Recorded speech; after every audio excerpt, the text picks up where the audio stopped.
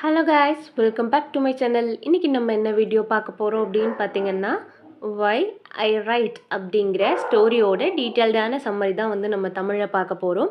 And summary பார்க்குறதுக்கு முன்னாடி நம்ம சேனல் இது வரைக்கும் சப்ஸ்கிரைப் பண்ணாதவங்க மறக்காமல் சப்ஸ்கிரைப் பண்ணிக்கோங்க. அண்ட் பக்கத்தில் உள்ள பெல் ஐக்கனை கிளிக் பண்ணிவிட்டு அதில் ஆல்ங்கிற ஆப்ஷனை டிக் பண்ணிக்கோங்க. அப்போ தான் நம்ம போடுற வீடியோஸ் எல்லாமே உங்களுக்கு டக்குன்னு வந்து சேரும்.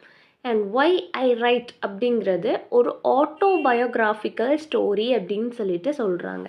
அண்ட் இந்த ஸ்டோரிங்கிறத விட நம்ம வந்து இது ஒரு ப்ரோஸ் பீஸாக வந்து நமக்கு வந்து கொடுத்துருக்குறாங்க.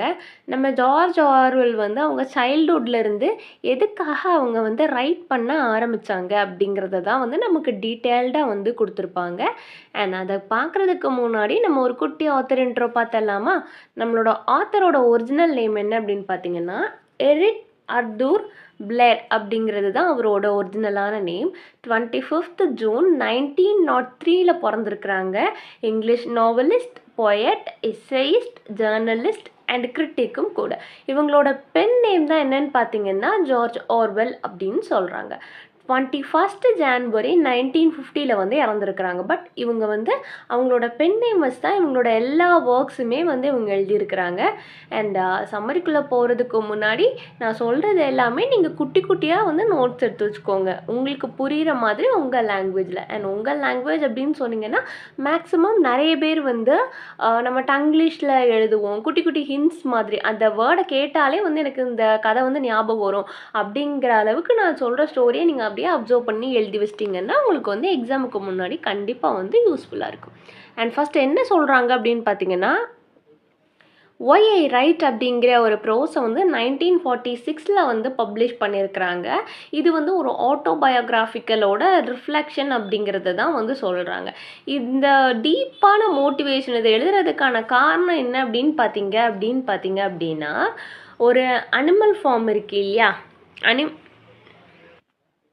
இதை வந்து ரொம்பவே ஒரு அனிமல் ஃபார்முக்கு முன்னாடி, அவங்க அனிமல் ஃபார்ம் வைக்கிறதுக்கு முன்னாடியே 1884 வந்து ரைட் பண்ண ஸ்டார்ட் பண்ணதாக வந்து சொல்கிறாங்க. அண்ட் அது மட்டும் இல்லாமல் ஆர்வெல் என்ன சொல்கிறாரு அப்படின்னு பார்த்தீங்கன்னா, ஒரு ரைட்டிங் மூலியமாக தான் நம்ம ஸ்ட்ராங்காக வந்து நம்மளோட சைல்டுஹுட்டை வந்து அப்சர்வ் பண்ண முடியும்.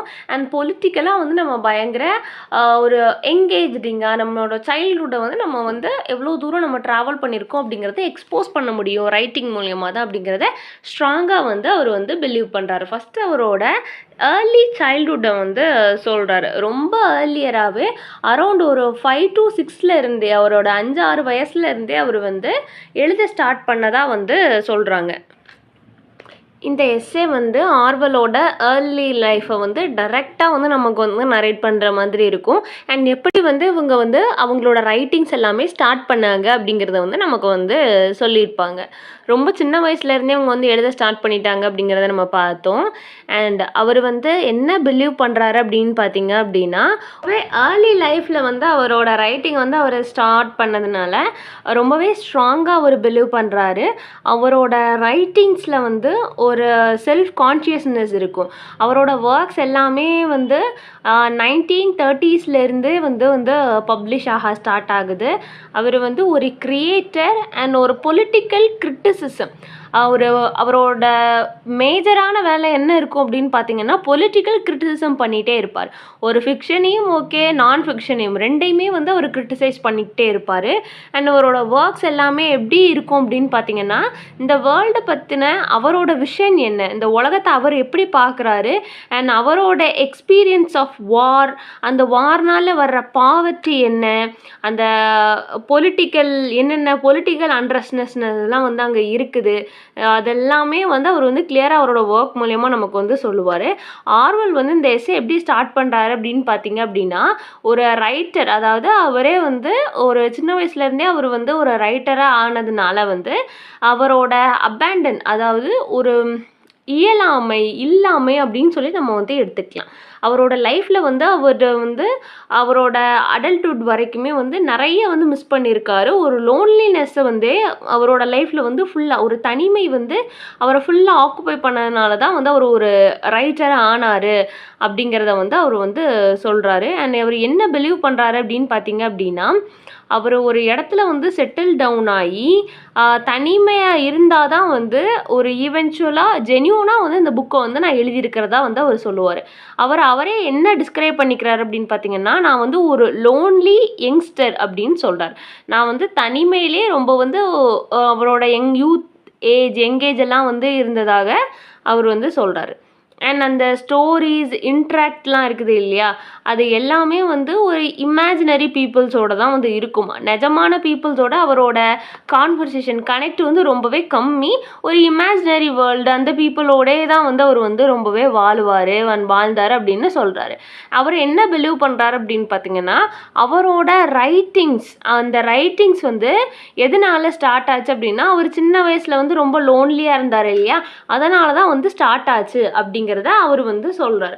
அவரோட டீனேஜஸில் அந்த ஏர்லி 20s எல்லாமே வந்து அவர் அந்த ஒரு ஒரு எனார்மஸான நேச்சுரலிக் அந்த நாவல்ஸ் எல்லாமே ஒரு அன்ஹாப்பியான எண்டிங். எதுக்காக அப்படின்னா, ஒரு சின்னதில் வந்து அவ்வளோ ஒரு ஸ்ட்ரகிள்ஸை வந்து ஃபேஸ் பண்ணியிருக்காரு. ஸோ அதே மாதிரியான ஒர்க்ஸ் எல்லாமே வந்து எழுத வந்து ஸ்டார்ட் பண்ணுறாரு. அதுக்கு முன்னாடி அவரோட அந்த நான் ஃபிக்ஷனில் எல்லாமே கிரிட்டிசைஸ் பண்ணுவார் இல்லையா, இதில் எல்லாமே வந்து ஒரு சோகம் இருக்கும். இது எல்லாமே அவரோட அந்த பாதிப்புகள் தான் வந்து இதுக்கு எல்லாமே காரணம் அப்படின்னு சொல்கிறாரு. அண்ட் அவரோட எக்ஸ்டர்னல் ப்ரெஷர்ஸ் எல்லாமே வந்து அவரோட எக்ஸ்பீரியன்ஸ் எல்லாம் இருக்கலாம், அவர் லைஃப்பில் வந்து அவர் பட்ட கஷ்டமாக இருக்கலாம். பர்மாவில் வந்து அவர் போலீஸ்மேனாக இருப்பார். கொலோனியல் போலீஸ்மேனாக இருக்கும்போது உள்ள எக்ஸ்பீரியன்ஸ் எல்லாத்தையுமே வந்து அவர் என்ன பண்ணியிருப்பார் அப்படின்னு பார்த்தீங்கன்னா, சேர்த்து தான் வந்து அவர் வந்து எழுத ஸ்டார்ட் பண்ணியிருப்பார் அப்படின்னு சொல்கிறாங்க.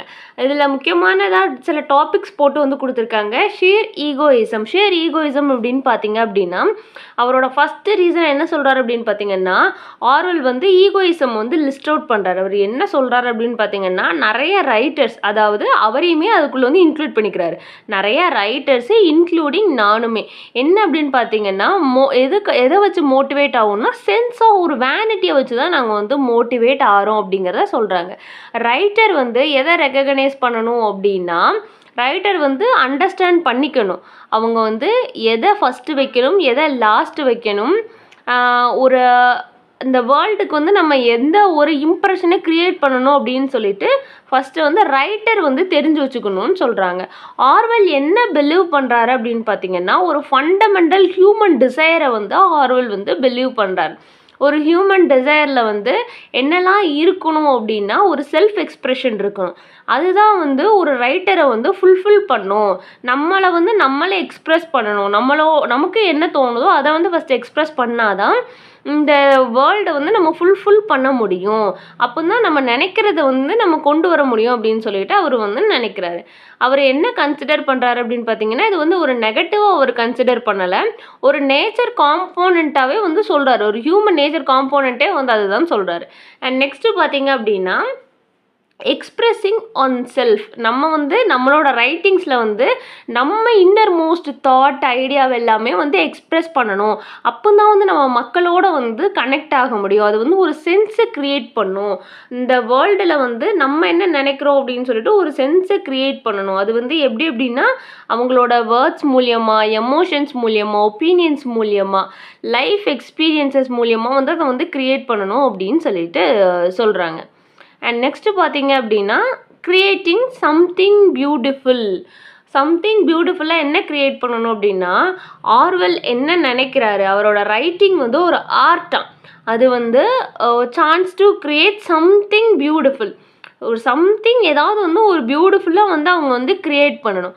அவர் வந்து என்ன பிலீவ் பண்ணுறாருன்னா, ஒரு நல்ல ரைட்டிங் வந்து வெல் கிராஃப்டட் ஆனது. ஒரு ரீட் பண்ணும்போதே நமக்கு வந்து பயங்கர என்ஜாய் பண்ணணும். அந்த ஒர்க் வந்து நம்ம நினச்சி பார்க்கும்போது வந்து அது வந்து நமக்கு ஒரு ப்ரைடை கொடுக்கணும். அது எப்படின்னா, ஒவ்வொரு பீஸுமே வந்து பெஸ்ட்டாக இருக்கணும் அப்படின்னு சொல்லிட்டு சொல்கிறாரு. அவரோட லாங்குவேஜில் வந்து அவர் ரொம்பவே ஸ்ட்ராங்காக இருப்பார். என்ன அப்படின்னு பார்த்தீங்கன்னா, மக்களுக்கு என்ன வேணும் என்ன வேண்டாம் அப்படிங்கிறத வந்து நம்ம தெளிவாக ஒரு ஹை குவாலிட்டியான லிட்ரேச்சரில் வந்து கொடுக்கணும் அப்படிங்கிறத சொல்கிறாரு.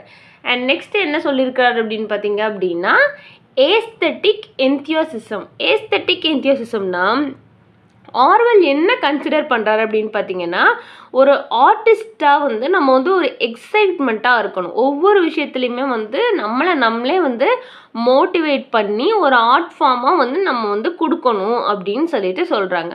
ஒவ்வொரு ஆர்டிஸ்ட்டுமே, ஒவ்வொரு ரைட்டருமே வந்து ஒரு ஆர்டிஸ்ட் தான். நம்ம வந்து என்ஜாய் பண்ணணும். அந்த கிரியேட்டிங் ப்ராசஸை வந்து என்ஜாய் பண்ணணும் ஒரு ரைட்டரான்னு சொல்கிறாங்க. ஆர்வெல் வந்து ஒரு ரைட்டராக வந்து ஒரு கம்யூனிகேட்டிங் கான்செப்டை வந்து சொல்கிறாரு. அந்த கம்யூனிகேட்டிங் கான்செப்டில் என்னெல்லாம் இருக்கணும்னா, அது வந்து அட்ராக்டிவாக இருக்கணும், கிளியராக இருக்கணும், சுருக்கமாக இருக்கணும், சும்மா வளவள அப்படிங்கிற மாதிரி இருக்கக்கூடாது. அதை தான் வந்து ஏஸ்தட்டிக் எக்ஸ்பிரஷன்ஸாக வந்து அவர் வந்து சொல்கிறாரு. அந்த லாங்குவேஜ் ஸ்ட்ரக்சரு, அந்த வேர்டோட சவுண்டு, ரிதம் எல்லாமே பர்ஃபெக்டாக இருக்கணும். ஒரு ரைட்டர் தான் வந்து இதுக்கு எல்லாமே வந்து ரெஸ்பான்சிபிள். அந்த ஒரு இன்ஸ்பைரிங்கான லவ் லாங்குவேஜ் வந்து அதில் இருக்கணும். ஒரு விஷயத்த வந்து ஒரு ஆர்டிஸ்டிக்கலாக நம்ம ஃபுல்ஃபில் பண்ணணும் அப்படின்னு சொல்லிட்டு சொல்கிறாங்க. அண்ட் இதில் நம்ம பயங்கர கிளாரிட்டியாக இருக்கணும். டைரெக்டாக நமக்கு என்ன வேணும் அப்படிங்கிறத சொல்லணும். அண்ட் லிட்ரலி வந்து நம்ம எழுதுறதுக்கு என்ன என்ன மீனிங் அப்படிங்கிறது நமக்கு வந்து தெரியணும் அப்படிங்கிறத வந்து சொல்கிறாங்க. ஆர்வெலோட ரைட்டிங் தியரி என்ன அப்படின்னு பார்த்தீங்கன்னா, ஒரு balancing between artistic enjoyment and clarity. ஒரு 2யுமே நமக்கு வந்து பேலன்ஸ் பண்ண தெரிஞ்சிருக்கணும். ஒரு ஆர்டிஸ்டிக் என்ஜாய்மெண்ட்டும் ஓகே, ஒரு கிளாரிட்டியும். கிளாரிட்டினா என்ன, என்ஜாய்மெண்ட்னா என்ன? என்ஜாய்மெண்ட் மட்டுமே இருக்கக்கூடாது. என்ஜாய்மெண்ட் இருந்தாலுமே அது என்ன பண்ணணும் அப்படின்னா, ஒரு கிளாரிட்டியோட இருக்கணும் அப்படிங்கிறத வந்து சொல்கிறாங்க. அண்ட் நான் லாஸ்ட்டு அப்படி பார்த்தீங்க அப்படின்னா, ரெக்கார்டிங் ஹிஸ்ட்ரினா நம்மளோட ஆர்வெல் வந்து என்ன சொல்கிறாரு அப்படின்னு பார்த்தீங்கன்னா, அனதர் கீ ஆஃப் மோட்டிவேஷன் என்ன, அவர் ரைட் பண்ணுறதுக்கு இன்னொரு காரணம் என்ன அப்படின்னு பார்த்தீங்கன்னா, இது எல்லாமே அவர் எப்படி ரைட் பண்ண ஸ்டார்ட் பண்ணார் அப்படிங்கிற ரீசன்ஸ் எல்லாம். ஸோ இவரோட ரீசன்ஸில் லாஸ்ட்டு என்ன அப்படின்னு பார்த்தீங்கன்னா, ரெக்கார்டிங் ஹிஸ்ட்ரியில் என்னென்ன நடக்கோ அதெல்லாமே வந்து நம்ம ஒரு டாக்குமெண்ட்டாக வந்து நம்ம லைஃப்பில் நம்ம எக்ஸ்பீரியன்ஸ் பண்ணது ஃப்யூச்சர் ஜென்ரேஷனுக்கு வந்து நம்ம வந்து அதை வந்து லேர்ன் பண்ண கொடுக்கணும். ஒவ்வொரு மூமெண்ட்டையுமே பாஸ்ட்டை வந்து நம்ம என்ன பண்ணணும்னா கேப்சர் பண்ணி நம்ம வந்து ஹெல்ப் பண்ணணும், இன்ஃப்ளூயன்ஸ் பண்ணணும். ப்ரெசென்ட்டு ஃப்யூச்சருக்கு வந்து ஹிஸ்ட்ரி வந்து இப்படி தான் இருந்தது அப்படின்னு சொல்லி நம்ம கொடுக்கணும் அப்படின்னு சொல்கிறாங்க. அந்த ஹிஸ்ட்ரியை வந்து ஆர்வெல்ஸ் வந்து 3rd மோட்டிவேட்டராக வந்து சொல்கிறாரு. அதை எப்படி ரெஃபர் பண்ணுறாரு அப்படின்னு பார்த்தீங்க அப்படின்னா, ஒவ்வொரு விஷயத்துக்குமே வந்து ரெக்கார்டு இருக்கணும். அந்த ஃபேக்ட்டு, சிச்சுவேஷனு, ஃப்யூச்சர் ஜென்ரேஷனுக்கு வந்து நம்ம அப்படியே எடுத்துகிட்டு போய் அதை வந்து கொடுக்கணும். ஆனால் எல்லா ரைட்டர்ஸுமே வந்து அப்படி பண்ணுறதில்ல. அவரையும் சேர்த்து தான் சொல்கிறாங்க. ஹிஸ்ட்ரியில் என்ன நடந்ததோ அதை அப்படியே வந்து நம்ம ப்ரொடெக்ட் பண்ணி அந்த ட்ரூத்தை மட்டுமே வந்து காட்டணும் அப்படிங்கிறத சொல்கிறாங்க. அண்ட் அதுக்காக தான் வந்து அவங்க வந்து ஹிஸ்ட்ரி எல்லாமே வந்து ரெக்கார்ட் பண்ணணும் அப்படிங்கிறது ஒன் ஆஃப் த ரீசனாக இருந்து தான். அண்ட் அந்த ஜென்ரேஷன்ஸ்க்கு வந்து தெரியணும், நம்மளோட ஃப்யூச்சரில் வர ஜென்ரேஷனுக்கு இப்போ என்ன நடந்துகிட்ருக்கு, முன்னாடி என்ன நடந்தது அப்படிங்கிறத வந்து அவங்களுக்கு தெரியணும். அவங்க வந்து இதில் ரொம்பவே நம்ம ஸ்ட்ராங்காக இருக்கணும் அப்படின்னு ஆர்வெல் வந்து சொல்கிறாரு.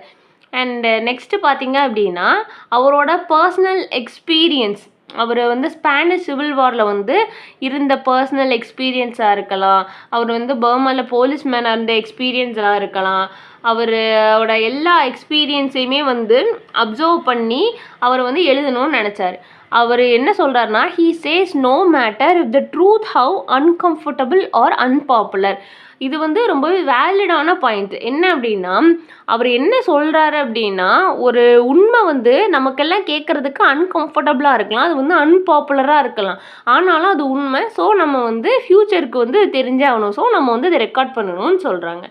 அண்ட் ஃபைனலாக அவங்க என்னென்னா பொலிட்டிக்கல் பர்பஸ்க்காக ரைட் பண்ணணும். ஆர்வெல் ஃபைனலாக என்ன ஆர்கியூ பண்ணுறாரு அப்படின்னு பார்த்தீங்கன்னா, ரொம்பவே மோஸ்ட் எசென்ஷியலான ஒன்று. எல்லா ரைட்டருமே வந்து ஒரு பொலிட்டிக்கல் பர்பஸ்க்காக வந்து நம்ம ரைட் பண்ணியே ஆகணும். அது வந்து ஆர்வெலோட தாட் என்னென்னா, அது ஒரு இன்டர்நேஷ்னலாக இருக்கலாம், இல்லை அப்படின்னா ஒரு இன்டென்ஷனலாகவோ ஒரு அன்இன்டென்ஷனலாகவோ நம்ம வந்து எல்லாருமே ஃபண்டமெண்டலாக பொலிட்டிக்கலை சுற்றி தான் வந்து இருக்கோம். ஸோ நம்மளோட பொலிட்டிக்கல் ஒப்பீனியன்ஸ், மாரல், நம்மளோட எக்ஸ்பீரியன்ஸ் எந்த மாதிரியாக இருந்தது, இதை எல்லாமே வந்து நம்ம ஒரு இன்ஃப்ளூயன்ஸ் மூலயமா நம்ம வந்து எழுதி தான் ஆகணும் அப்படிங்கிறத சொல்கிறாங்க. அண்ட் ஆர்வெல் வந்து பர்சனலாக என்ன சொல்கிறார் அப்படின்னு பார்த்தீங்கன்னா, அவரோட ஒப்பீனியன்ஸ் எல்லாமே அவர் மோல்டு பண்ணி அண்ட் அவரோட எக்ஸ்பீரியன்ஸோடு சேர்த்து அந்த இம்பீரியலிசம் வாரில் அந்த பாவர்ட்டி எந்தெந்த மாதிரிலாம் வந்து இருந்தது, மக்கள்லாம் எந்த மாதிரி கஷ்டப்பட்டாங்க, இவரோட சொந்த லைஃப்பில் வந்து எந்த மாதிரிலாம் இருந்தது அப்படிங்கிறத எல்லாமே வந்து அப்சர்வ் பண்ணி இவர் வந்து ரைட் பண்ணணும் அப்படின்னு நினைக்கிறார். இவர் லிட்ரேச்சரில் என்ன பிலீவ் பண்ணுறாரு அப்படின்னு பார்த்தீங்கன்னா, இந்த சொசைட்டிக்கு வந்து இவர் வந்து ஒரு கொஸ்டின் கேட்கணும்.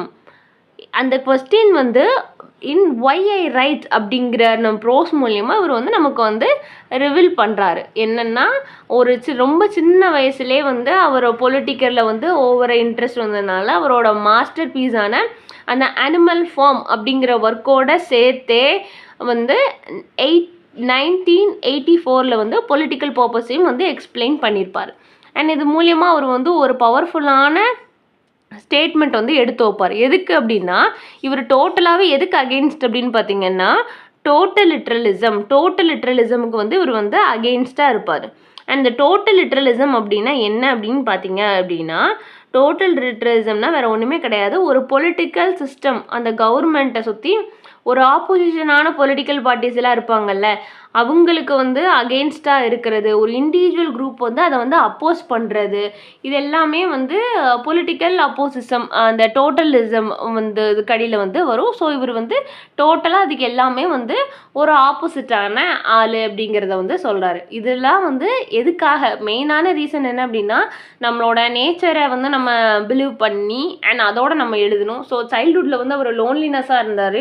அந்த லோன்லினஸ்க்காக வந்து அவர் எழுதினார். அதனால் அவரோட 20s வந்து அவர் மேக்ஸிமம் வந்து ஒரு அன்சக்ஸஸ்ஃபுல்லான ஸ்டோரிஸே கொண்டு வந்து எழுதிட்டு இருந்தார். அண்ட் பொலிட்டிக்கலுக்காக எழுதணும்.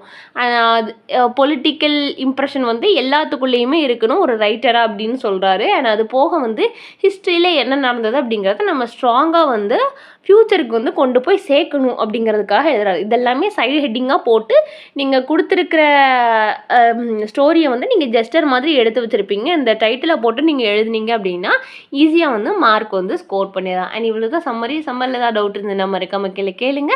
வேறு ஏதாவது போம் நாவலுக்கு சம்மரி வேணும்னா அதே கேளுங்க. தேங்க்ஸ் ஃபார் வாட்சிங் and subscribe for more videos.